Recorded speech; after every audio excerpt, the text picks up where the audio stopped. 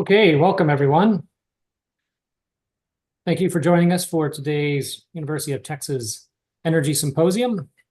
I'm Kerry King, Research Scientist and Assistant Director at the Energy Institute here at the University of Texas at Austin. And before I introduce our speaker for today, I will post some upcoming announcements of other events. First of all, again, we are having our UT Energy Week in about 1 month at the last week of March. There's the registration QR code, which will show up on the next slide as well.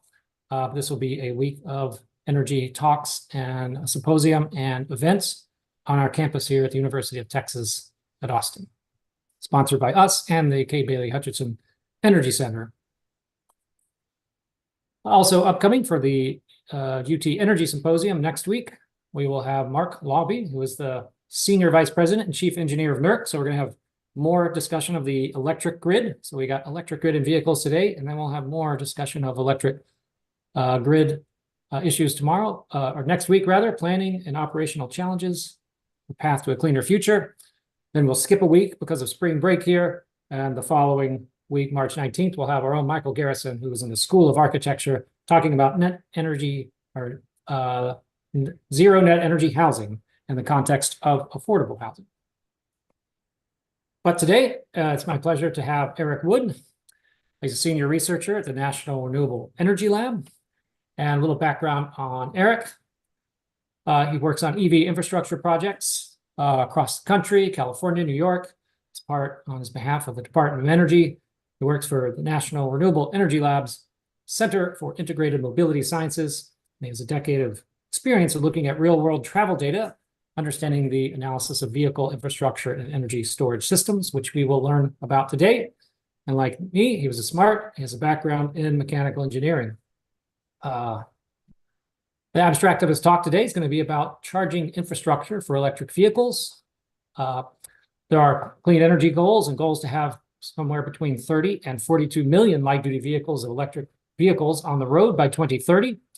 And their study that Eric has led, entitled the 2030 National Charging Network, Estimating U.S. Light-Duty Demand for Electric Vehicle Charging Infrastructure. I think he's going to summarize for us today, summarize the types of charging network and the numbers of infrastructure items required to charge electric vehicles, where these should be, etc. So they're using NREL's large suite of tools to do this, and hopefully they'll give us some insight into how these tools work that researchers like himself at NREL have developed to understand how electric vehicles and charging can serve the needs for how Americans travel, for taking road trips and running errands, and just the changing circumstances of EV adoption rates over time.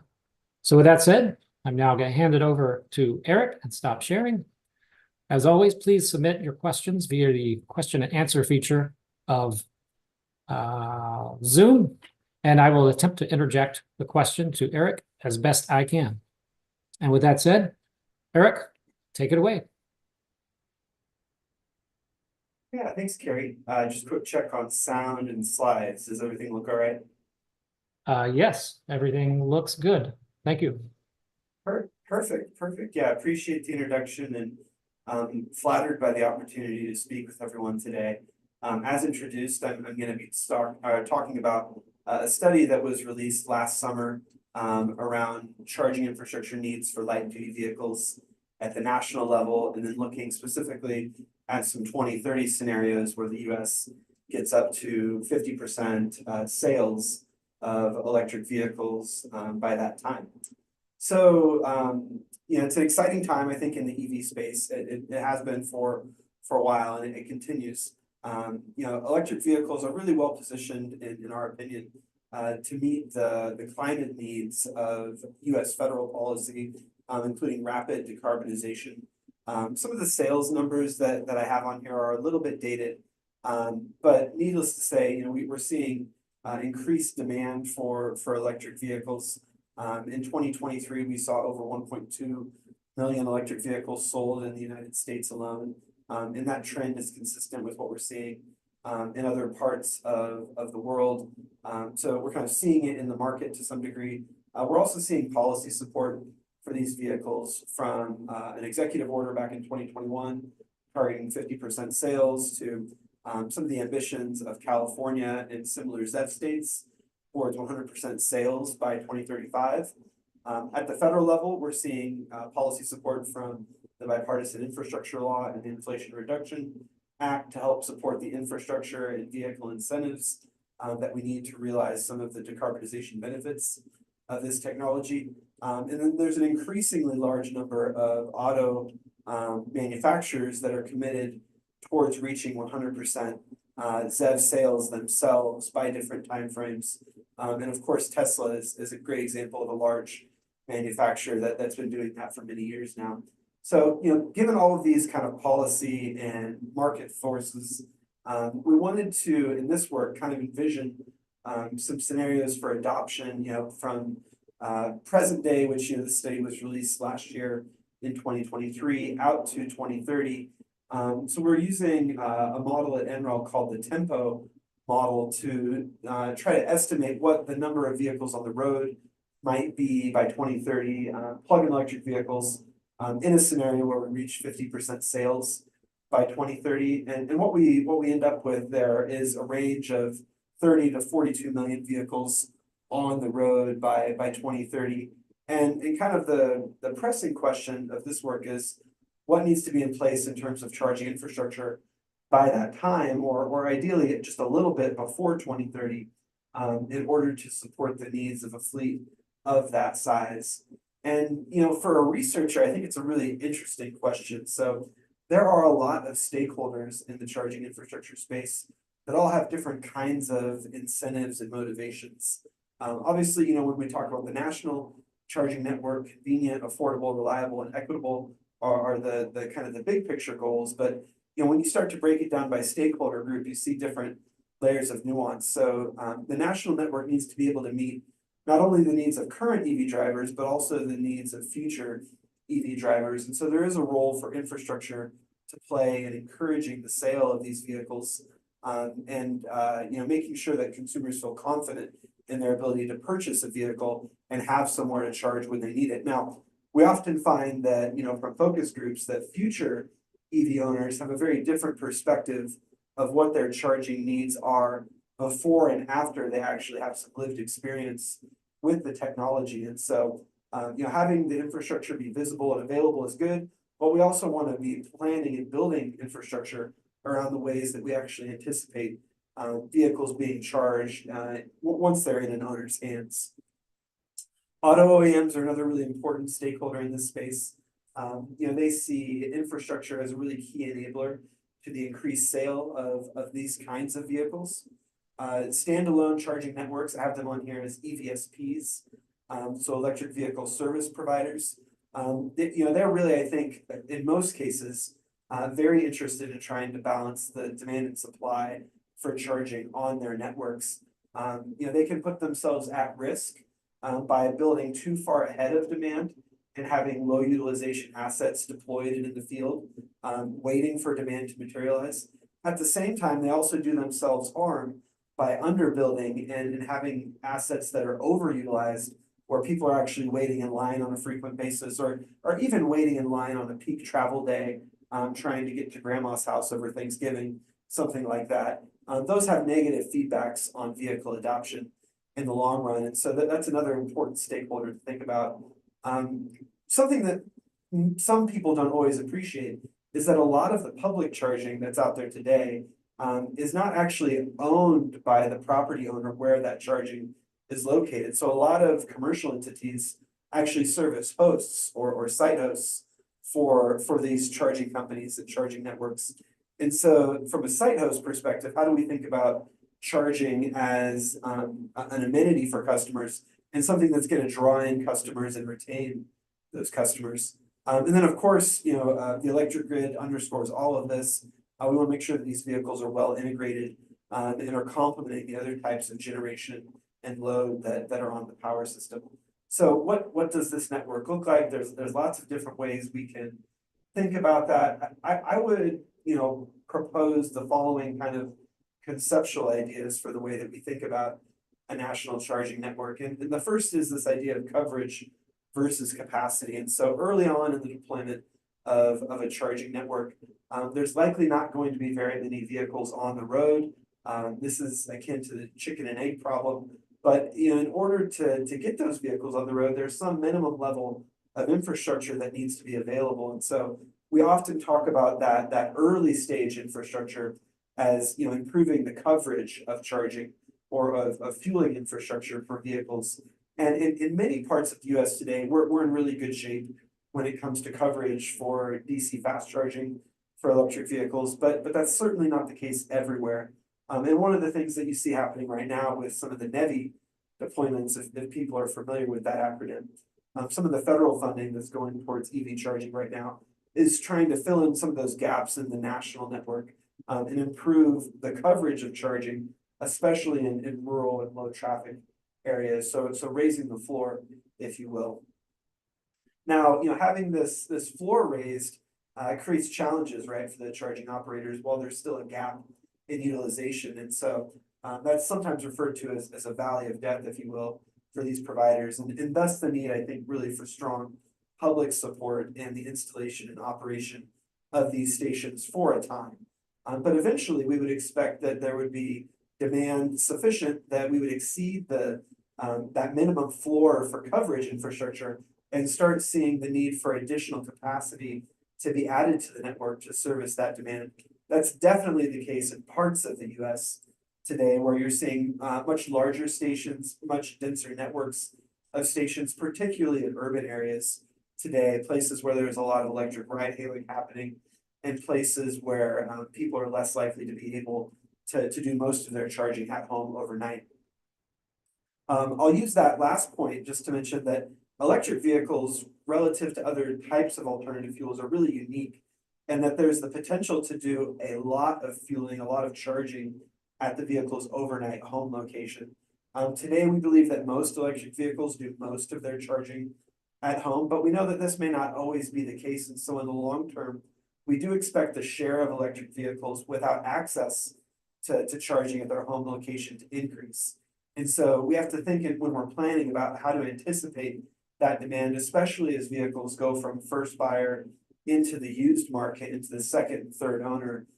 People that potentially are lower income levels, potentially have less ability to install charging where they live, whether they rent or they live in an apartment building or what the case may be, whether they have access to reliable parking, off-street parking where they live. These are all factors that play into this pivotal role of home charging in design of a national charging network. And then the last point I'll leave you with on a conceptual idea is the difference in charging network in the communities where people live and work versus the corridors that connect those communities. A lot of charging that happens in communities can happen really slowly. This can happen, at home and work and other long duration activities. It's an often quoted stat that maybe 90 or 95% of a vehicle's life is spent parked. And so that creates a lot of opportunities for affordable AC charging or level 1 and level 2 charging. But corridors are a very different situation.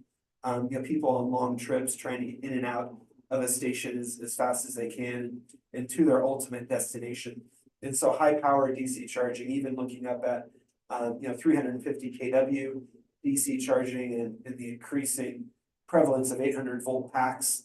These are things that we're going to see continue to push in the technology space to depress charging times and get closer to parity with the fueling that people are most familiar with, with today's network of gasoline stations. So those are some kind of conceptual ideas. But of course, we're analysts. I appreciate the mechanical engineering shout out in the introduction. And in order to try to study these problems, we develop these mathematical models of the situation. And for charging infrastructure, we've taken the approach at NREL to develop a suite of tools that touch on different aspects of charging infrastructure, as well as different use cases for vehicles and for charging. And so we try to organize this suite into what we call network planning tools, site design tools, and financial analysis tools.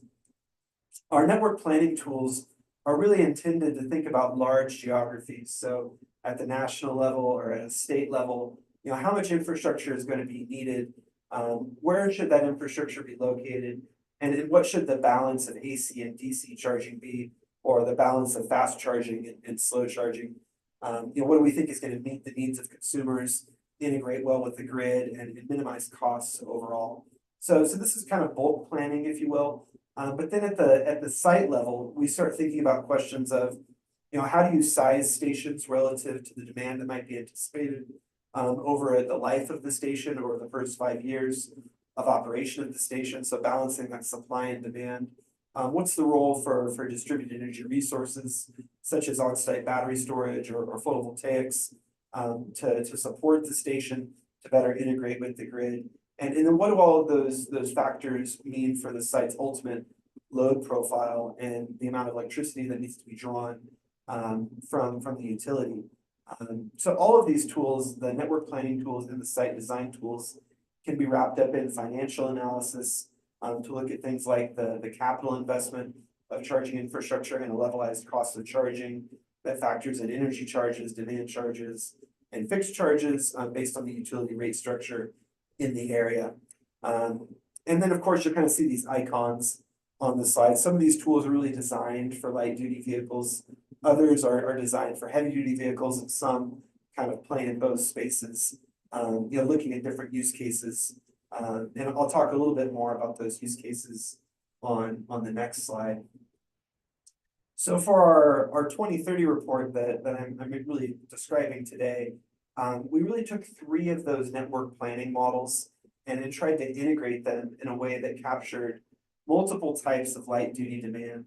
And the idea that the charging network can serve multiple kinds of demand. So there were 3 kinds of demand that we're looking at in this study. So typical daily driving, commuting, running errands, including for people with and without access to overnight residential charging. That's kind of what we use our EVI Pro model for. And then EVI on demand is maybe the next one I'll highlight. That model is also kind of focused on community charging, but specifically for ride-hailing companies such as Uber and Lyft that are electrifying as we speak. Ride-hailing, overall in the transportation space has relatively low mode share today, but it plays an outsized role in the deployment of charging infrastructure, particularly publicly accessible DC charging infrastructure. And that's for a couple reasons. So one, these companies like Uber and Lyft have really aggressive goals for electrifying their fleets even faster than some of the goals that are out there from the federal government and from California for electrifying the light duty fleet overall. So they're electrifying faster. The drivers also are less likely to be able to charge vehicles at home overnight. And so greater reliance on public infrastructure, especially fast charging infrastructure, is another part of the equation.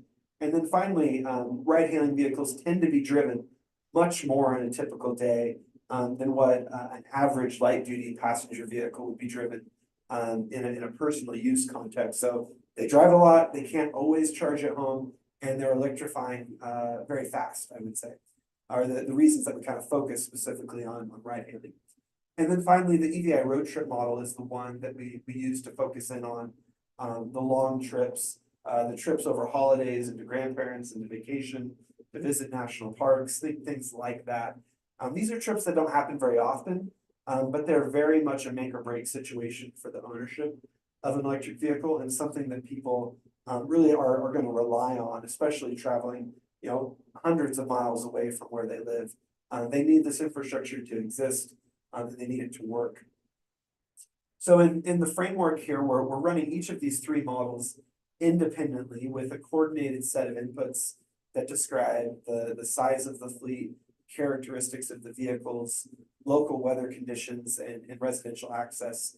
And then after those models have been run independently, we actually aggregate the demand in time and space in order to design what we call an integrated network that allows charging infrastructure to service more than one kind. So we don't just want a charging network for ride hailing and just a network for road trips. There are vehicles that can take use of the same station, but for different use cases.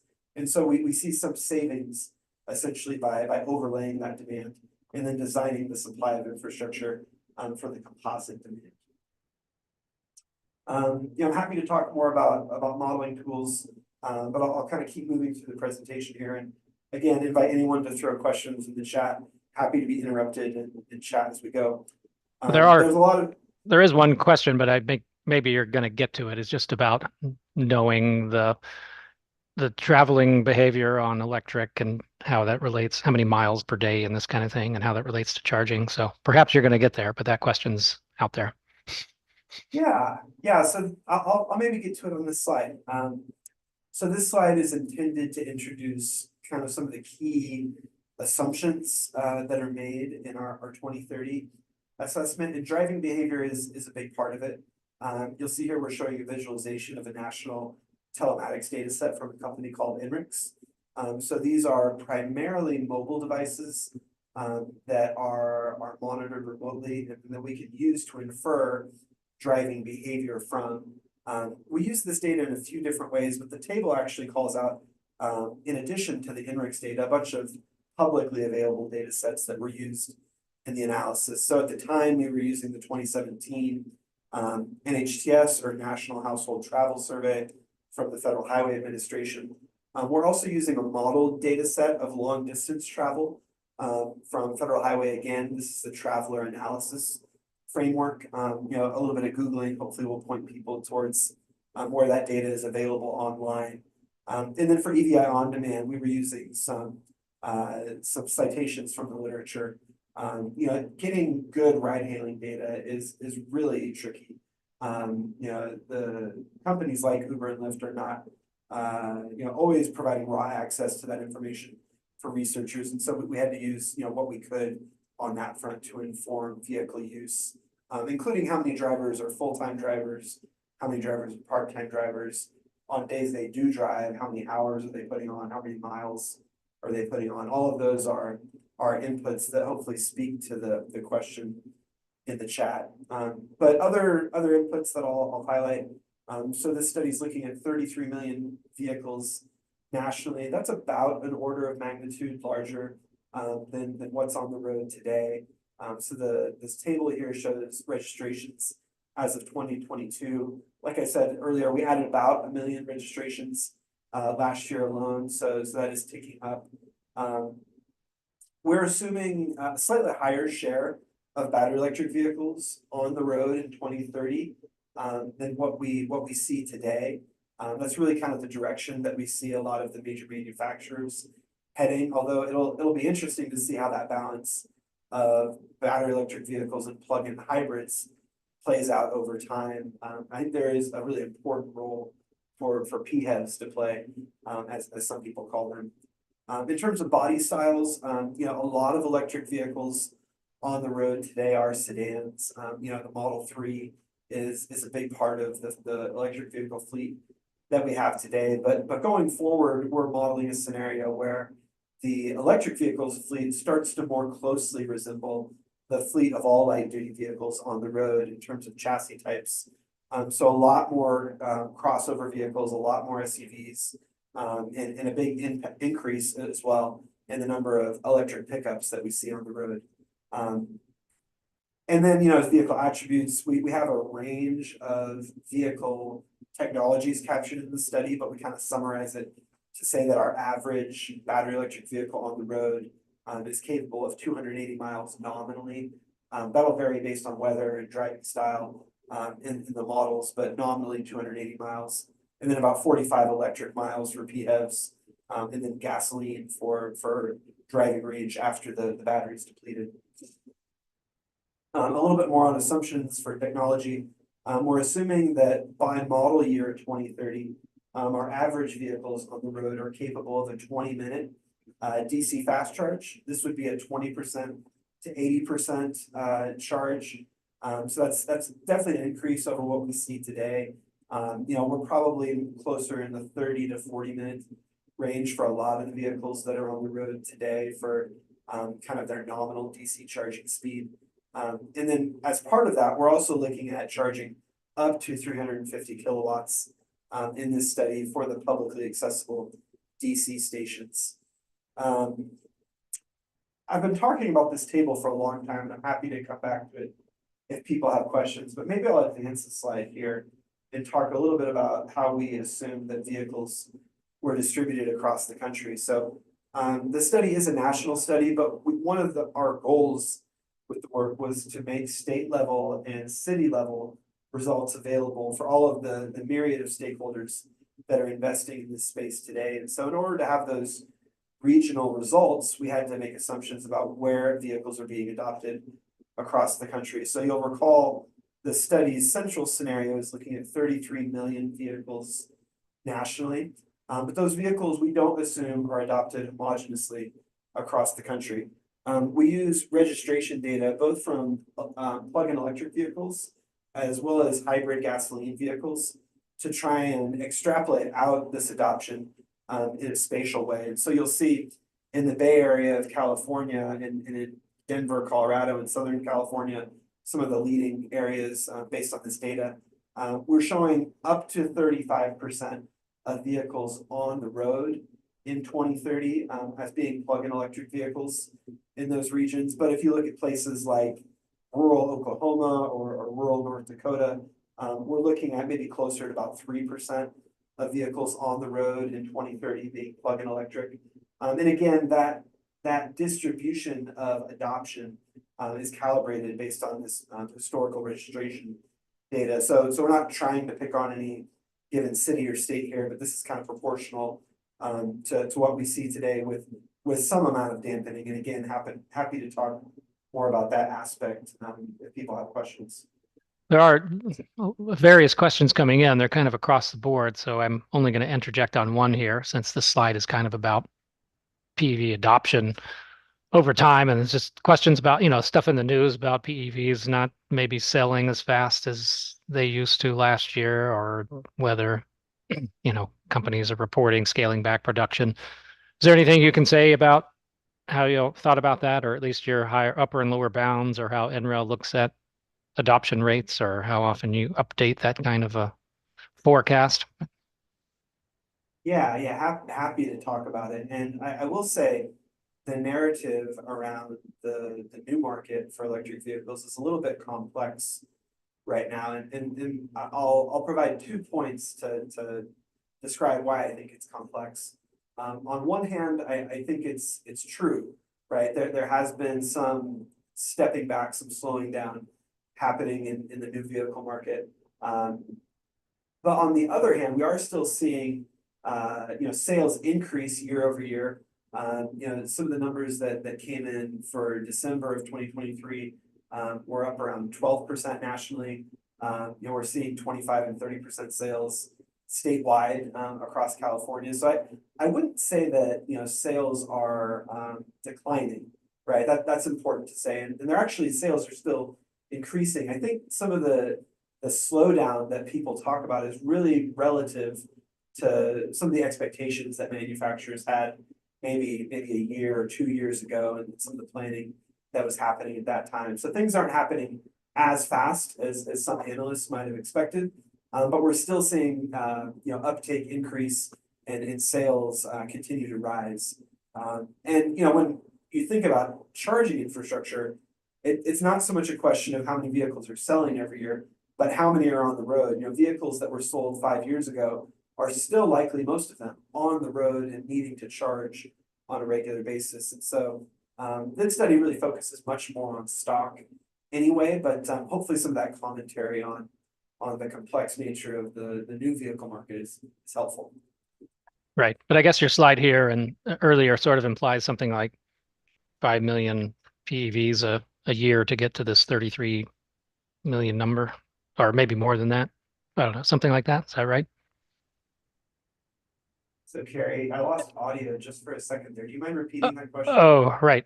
I was saying your medium projection here, if you will, is 33 million, and you said we're an order of magnitude, or we're near 3 or 4 million now. So is this something like 5 million sold per year to get to this 33 million number, right? So let's do a quick check here. That was pretty broken audio for me. I don't know if that's on my end, or if others are having the same trouble. Oh, they can't answer. So just go ahead. Uh, it might be my end. I don't know. You sound fine to me, but Okay. Okay, good. Yeah, you're still a little broken for me, so I don't know, maybe that'll sort itself out, but yeah, if folks can put in the chat if they're having any trouble with audio, that would be helpful. We can try to resolve that. So I'm happy to come back to this question of adoption overall and how we think about the spatial distribution of adoption, but for the time being, I'll advance and yeah, again, happy to come back to it. So in addition to making assumptions about where vehicles are adopted, we also need to try and understand how they're driven. And a lot of the community charging, for ride hailing and for typical daily use is likely to happen very close to where people live. But road trips are another story, right? Road trips are very interesting because they are oftentimes cross country, going 100, 200, 300 miles to visit friends and family.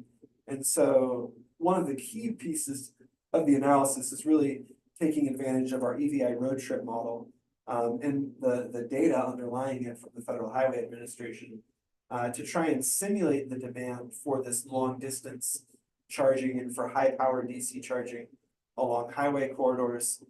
You'll see that we've got this map here. The blue markers are existing fast charging stations at the national level, and then the red marks are future DC charging stations or simulated DC charging stations based on the demand simulated in the road trip model. And interestingly, you see a lot of stations, a lot of big stations in some pretty low populated areas, parts of Nevada around Vegas, going up through Utah and across Arizona and New Mexico. And it's not necessarily that we're simulating a lot of vehicles being adopted in those areas, but rather a lot of the vehicles adopted in California actually traveling east and northeast out of the state for some of their long trips, whether they're going up to Denver or Salt Lake or across to Phoenix or Santa Fe. It's these long out of state trips that are really going to drive demand for fast charging along the highway corridors. And so connecting those dots between where the vehicles are being adopted and where they're likely to be driven is really what I think the strength of this road trip model is. And again, I'll highlight that for this slide, this is just showing the demand for charging from road trips. If we roll in all of the community charging, it's a very different map. So I don't want to overstate things too much with this map. But with that, maybe I'll take a quick look at some of the results. So at the national level, we're simulating the need for 28 million ports, charging ports, where each charging port is capable of charging one vehicle at a time in order to support 33 million light duty vehicles on the road by 2030. So we can break out those 28 million ports in a lot of different ways, publicly accessible ports and privately accessible ports. On the private side of the equation, we're assuming that at the national level, 90% of EV owners in 2030 will have access to overnight reliable residential charging. And that's based around some survey work that we've done, not only on existing EV owners, but also trying to model out how that evolution of adoption may happen as we get to see more electric vehicle owners trickle down, if you will, into lower income brackets and people living in apartment buildings and without access to reliable overnight charging. So this residential access number I cited at the national level, 90%, that does vary based on the city and state. I'm trying to remember, I think we went about as low as 60% in San Francisco and New York City, some of the more urban parts of the country, and even higher than 90% in the more rural parts of the country. So a lot of private charging infrastructure. Most of that private charging infrastructure is located at single family homes as level 1, level 2 units in the study, but we do have about 1 million charging ports simulated at multifamily properties and at workplaces as privately accessible charging infrastructure. Then on the public side of the coin, we've got about 1.2 million ports nationally. This is again about an order of magnitude larger than what today's publicly accessible charging network looks like. Of those 1 million ports, we're simulating about of the 1.2 million, we're simulating about 1 million as level 2 publicly accessible infrastructure. We model those based again off of the travel data from Federal Highway as being charging occurring at a number of different location types, including in proximity to where people live, in dense urban neighborhoods, at publicly accessible parking locations that are adjacent to office buildings, and white collar employment, retail facilities, both for customers, but also importantly for employees working at retail facilities, and then healthcare, recreational, education, the list goes on as far as the various types of places level 2 public charging could be installed at. And then for the fast charging infrastructure, we're simulating 182,000 DC ports at the national level, approximately with 1/3 of those being rated for 150, 250, and 350 kW charging each. So the composition of the network at the national level suggests a heavy bias towards private infrastructure, but it's a very different picture when you start looking at costs to deploy. And that's really due to the fact that the installation costs for the DC fast charging infrastructure is much larger than what it is for a public level 2 or a residential level 1, residential level 2. So at the national level, we're looking at about 10% of capital costs being necessary for public level 2, about 40% of costs for publicly accessible DC fast, and then about 50% for privately accessible infrastructure, with most of that private infrastructure located at single family homes. There's a lot of content on this slide, and I'm happy to Right. speak to Let me, questions, but maybe I'll go. let me one try. more, Okay, Carrie, and then we can pause for questions there. sure, go ahead. So, yeah, the next slide tries to propose, if you will, how to take all that information and distill it in a conceptual way to think about the national charging network. And what we've seen in the past is a lot of people use a pyramid to describe the national charging network, where at the foundation of the pyramid, you have residential charging or home charging, and then workplace charging, and then all the way at the top of the pyramid, at the point, is publicly accessible DC fast charging.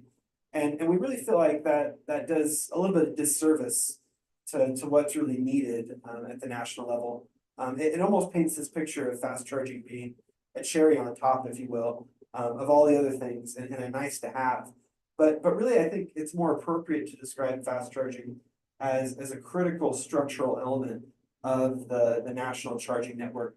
It's really one of the pieces of infrastructure that's going to give consumers the ability to make long trips and the assurance that they'll be able to get to destinations and have infrastructure available in their city, in their town, on an as necessary basis if they forget to charge or they're not able to charge at their regular location, whether that's at home or somewhere else. And so kind of reorienting to this tree philosophy where some of the charging, the private charging, is not easily observable. We don't have maps of all of the garages and the workplaces that have privately accessible charging installed today. So it's a large distributed network. And then similarly, the branches are also a large distributed network of publicly accessible level 2s or public destination charging. But it's really that small number of ports that makes up a big chunk of the national investment there in the middle as the fast charging infrastructure that we think hasn't received the emphasis that it needs to have in prior studies. And so this is kind of our attempt to summarize the national results. Right. There are several questions kind of about EVs in general, but one of them that is particular to charging infrastructure is this sort of question of profitability. How does a charging location need to operate? what percentage of the time, or its capacity factor? And maybe you can address that if you'd like, but maybe a good question is, how does your modeling think about profitability? Does it just project some electric vehicles and mile driving behavior and then say, given those two assumptions, this is the charging network required, regardless of profitability? Or how does the model work in terms of cost or profitability and these kinds of things? Yeah. So costs are not directly modeled in EVI Pro or EVI Road Trip, some of the tools that I've talked about today. But the idea of costs are implicit in the behavior preferences of those models. And I'll try to describe what I mean by that. So, when we simulate a set of trips happening over a day or a week in these models, we're not simply assuming that a vehicle charges every time it stops, right? We're trying to be opportunistic in those simulations and simulating charging happening at as few locations as possible that allow you to stay above some minimum threshold for range or for state of charge. And so a lot of those simulations are really, really boring. It's people that charge at home overnight, and maybe they do that every day, or sometimes we simulate them doing that every third day. But for an infrastructure study like this, it doesn't make a big difference, the frequency that they're charging, because it just happens, at the one location. Now, there are big exceptions to that. There are travel days that exceed the range of the vehicle, these long trips, of course, but even days within communities where people are putting on a lot of miles. And for those, we do simulate the use of DC fast charging as necessary, or opportunity charging if it's a viable solution. Now, for a road trip, like stopping for 6 hours to charge at a public level 2 isn't really something that we simulate is happening. But for someone that can't charge at home, but commutes to work on a regular basis, that is something that happens a lot in the model, where we have a subset of drivers that can't charge at home, or we assume that they cannot charge at home. And for those, we do simulate them charging opportunistically, as slow as possible, essentially, around town as it makes sense. And if it doesn't work to charge opportunistically, then we fall back on DC fast charging in communities. And I say costs are implicit in that because we're really trying to take advantage of the low cost infrastructure as much as possible and use the more expensive capital for DC fast charging only when necessary. Right. So I think one of the questions pertains to the cost or profitability from the perspective of the owner or the operator of the charging station, not the owner or operator of the electric vehicle. So is that perspective taken, or is it just assume the network is built and the costs get passed on to the electric vehicle owner? Yeah, so I would describe all the modeling in this study as being demand side facing. So we're really trying to look at what are the vehicle travel profiles, what are the destinations, what are the needs of the drivers, and then designing a network around that.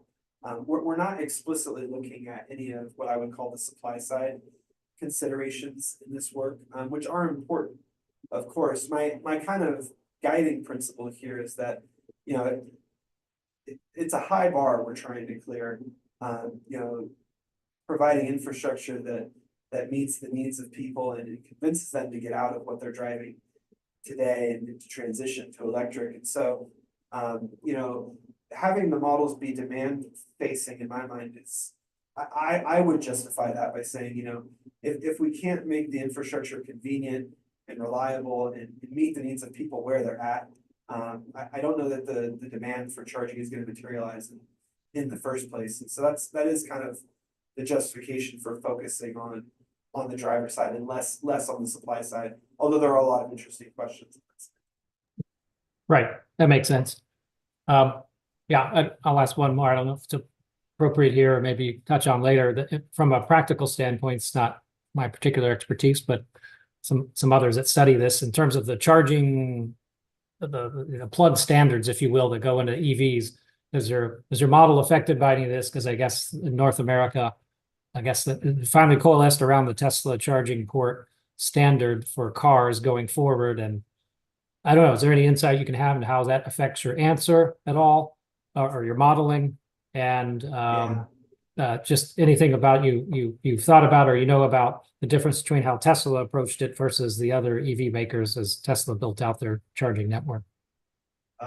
It's such a great question. That's a really fascinating one.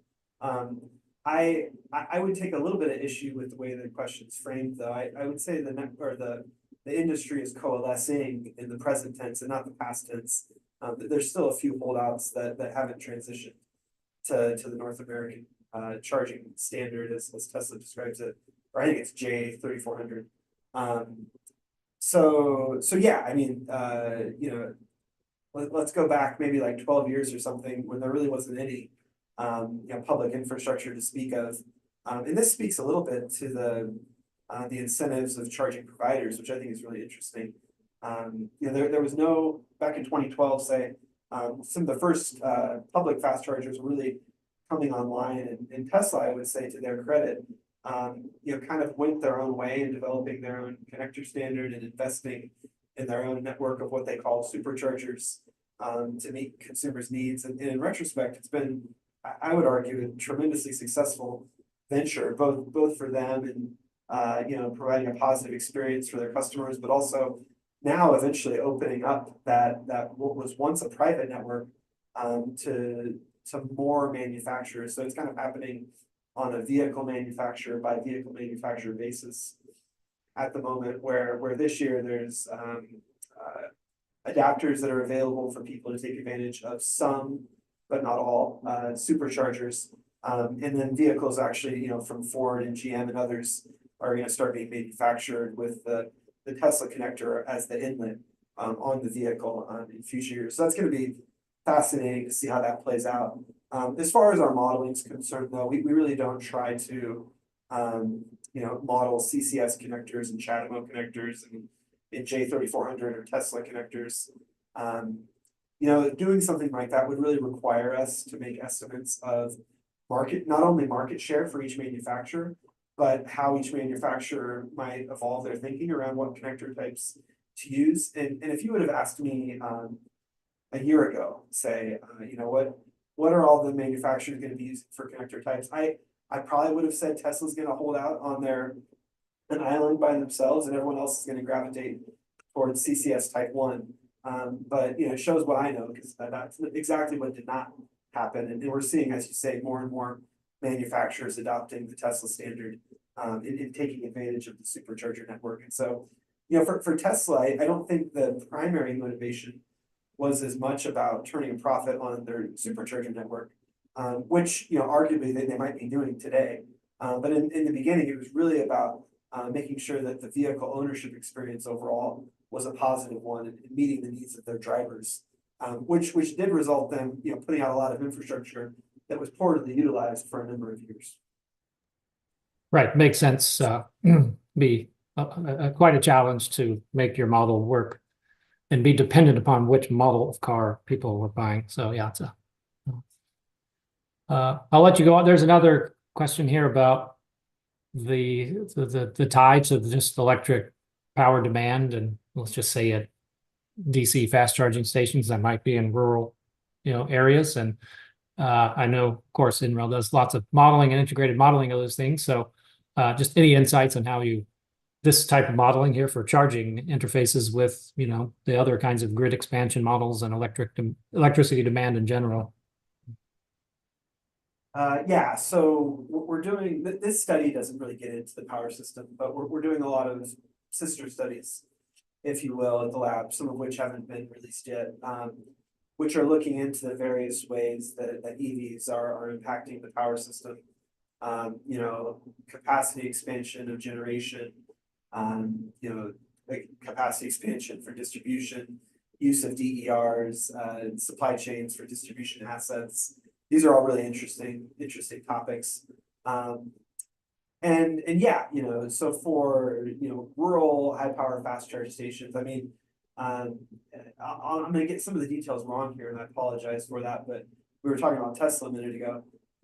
They either have opened or will soon be opening a 100+ port fast charging station in rural Arizona, I think it is. It's as I understand it, to connect LA and Phoenix on their supercharger network and to increase capacity of an existing station. But essentially it's going to be tens of megawatts of grid power that's going to be brought into that site. And so there are costs associated with that, and maybe more so than costs. A lot of these charging networks are really concerned about the deployment timelines, but I don't necessarily see bringing in high amounts of power into rural areas as an inhibitor of the technology. I think it's something we can do. Again, there's costs and timelines and planning that needs to happen with that, but I think that there are motivated parties to do it in public support for building those kinds of stations, because they are the kinds of stations that are going to be necessary to continue to grow the market and to meet not only the typical daily needs of people, but their need to drive cross country at a moment's notice. Again, it doesn't happen that often, but that's kind of the mentality that we see with a lot of consumers in this country. Right. Got about 10 minutes. I'll let you continue on, and there's some other questions kind of just about electric vehicles in general and longevity and these kinds of things, but maybe we'll let you. Oh yeah, longevity is a great question. I like that one. So I'll hit a couple slides, and I'm not going to cover everything that I have today, but that's okay. So this first slide on kind of the composition of the national charging network was one of our 5 key findings from the report. I'll try to buzz through the other 4 a little bit faster. So in addition to the overall composition, we estimated that by 2030, for public infrastructure only, there's a capital need of 31 to 55 billion cumulative in order to meet that mark. And so here you'll see kind of a bizarre plot, right? A plot that's mostly empty. So this was, I guess we're about a year behind now in getting this updated, but as of the first quarter of last year, there had been about $24 billion of announced investment into publicly accessible charging infrastructure for light duty vehicles. So a lot of qualifiers there.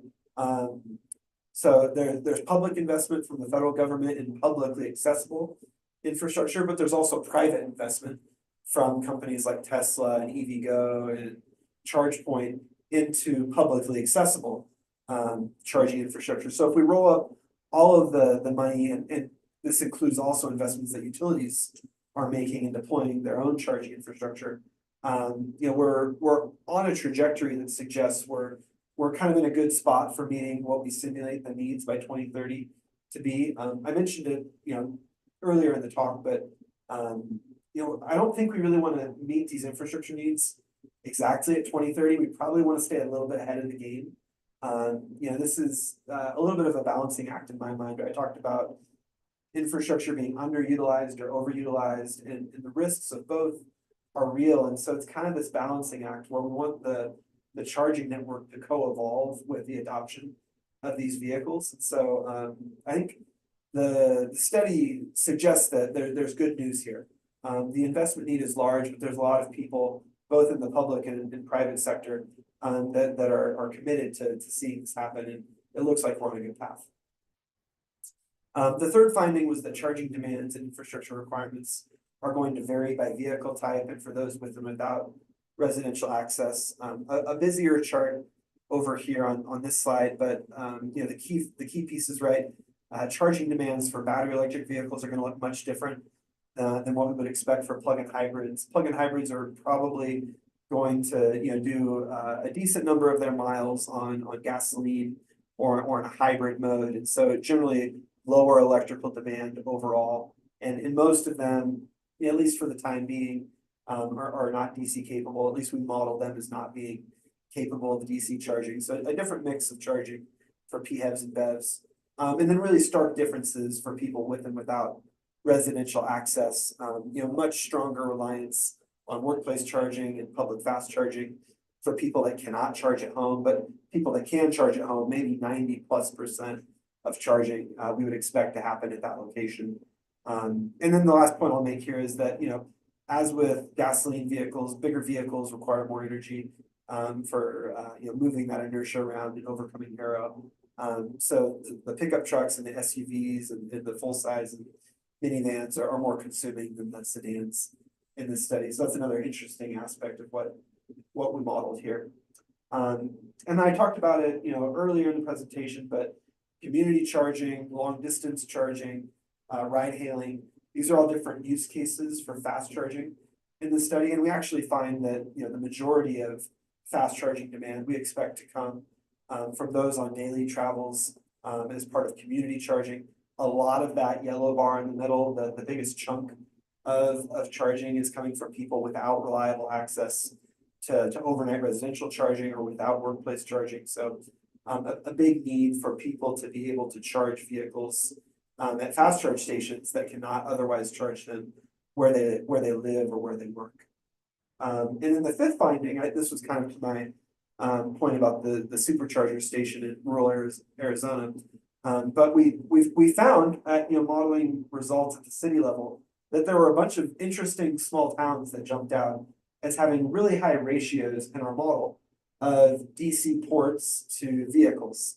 So 13.2 ports per 1,000 vehicles in Merced, California, about 10 ports per 1,000 vehicles in Redding, California. You can see that our national average among big, quote unquote, big cities was 4.0. And so this kind of speaks to the fact that we expect there's going to be a lot of rural areas on highway corridors that are going to need outsized fast charging infrastructure, not necessarily to support the people that live there, but to support the people passing through and traveling between not only larger areas, but also areas that might be adopting electric vehicles at higher rates.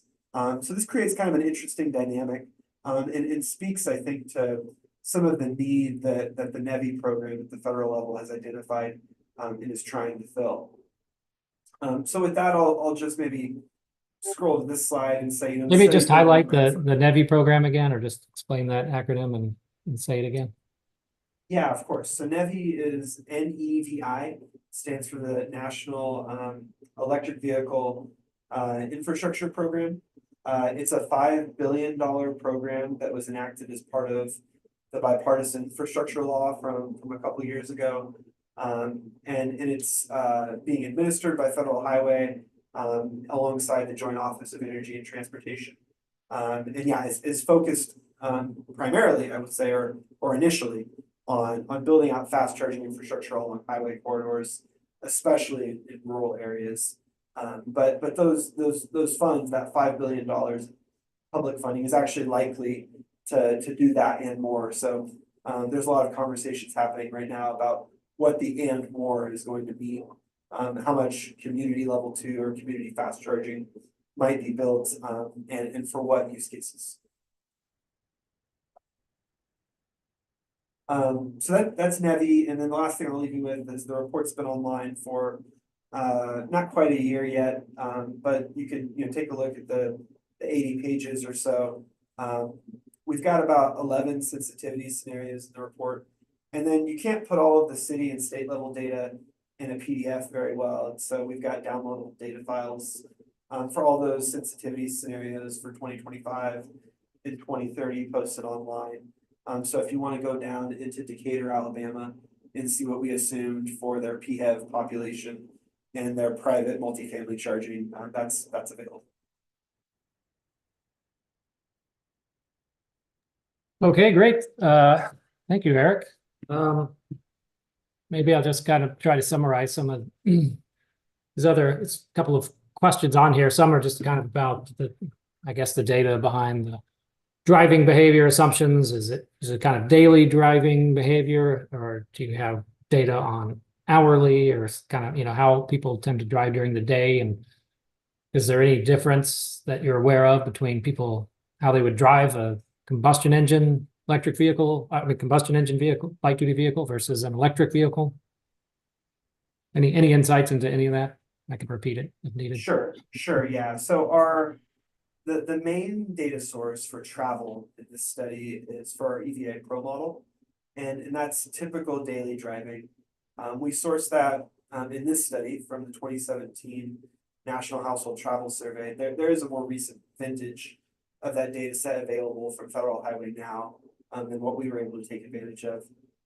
But for those unfamiliar, that data set provides trip level itineraries. So for a given household, you can look up every trip that they made that day, what vehicle they drove, how many passengers they had, where they were going, why they were going there, what time they left, what time they arrived, how many miles. So it's a really rich data set, and it's been used a lot for studies like this, in larger transportation studies as well. So based on that, yeah, we do have some temporally resolved and location type resolved estimates of charging, both, electric load profiles as well as infrastructure estimates for those different locations at different hours of day.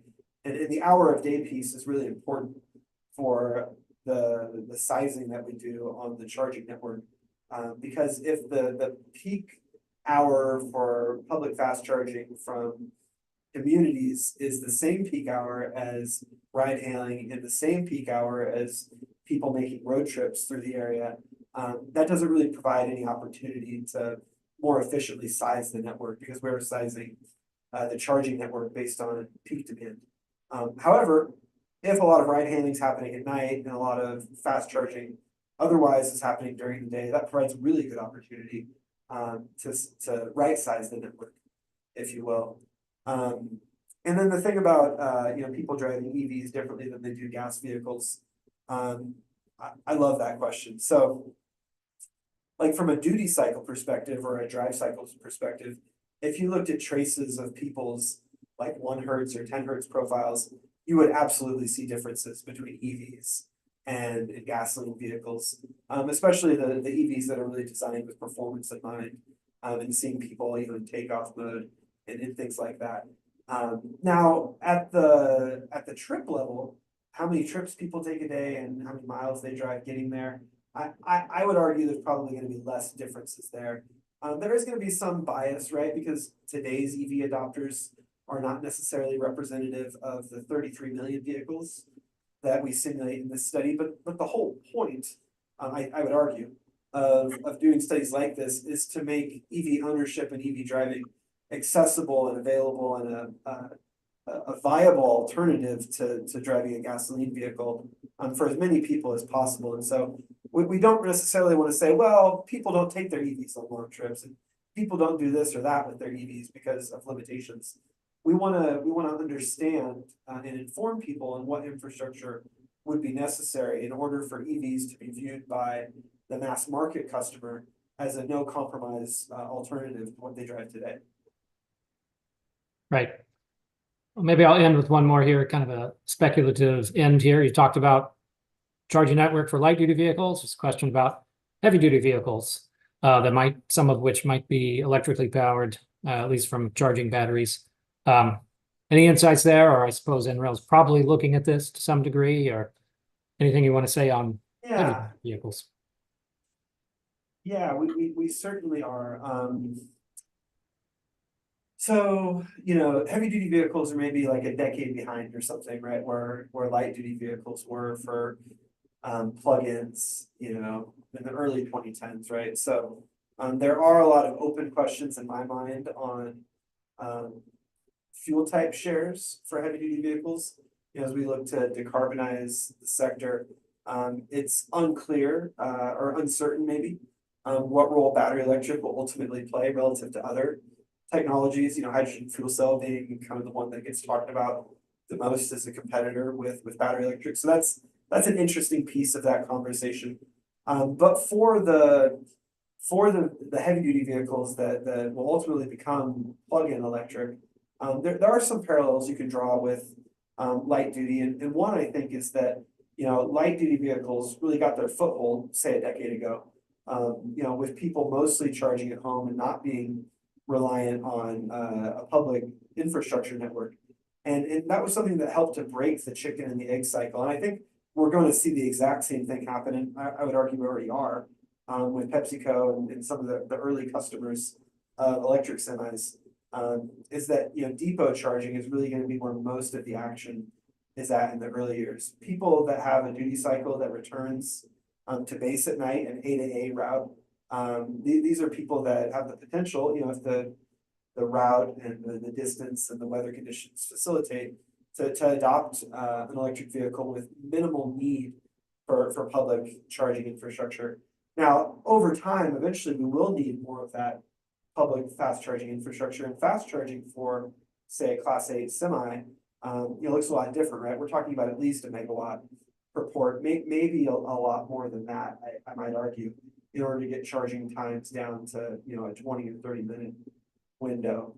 So that'll be really interesting to see. And, you know, from a power perspective, the other comment that I'll make is that heavy duty vehicles, there's not nearly as many of them on the road as there are light duty vehicles, but their power requirements are much, much higher, as I just alluded to. And so from a grid planning perspective, it's much less about, you know, how much energy is necessary to charge these vehicles, but about planning for the distribution infrastructure at the depots where they're potentially going to be concentrated. You know, it's not uncommon in a lot of cities for there to be a warehouse district in the area that not only has the Amazon fulfillment center, but also has the UPS store and you know, FedEx and all the other carriers in the area. And so having a really small geography, relatively speaking, with a lot of power going into it to depot charge a large number of trucks is a very real thing that I think utilities are going to be confronted with soon. And it is a little bit different than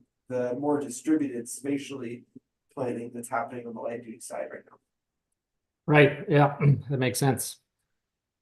Okay, well, I think that's a good place to end. So thank you very much. It's been Eric Wood, Senior Researcher at the National Renewable Energy Lab. Thank you very much for joining us on today's Energy Symposium. I appreciate the chance to talk with everyone today.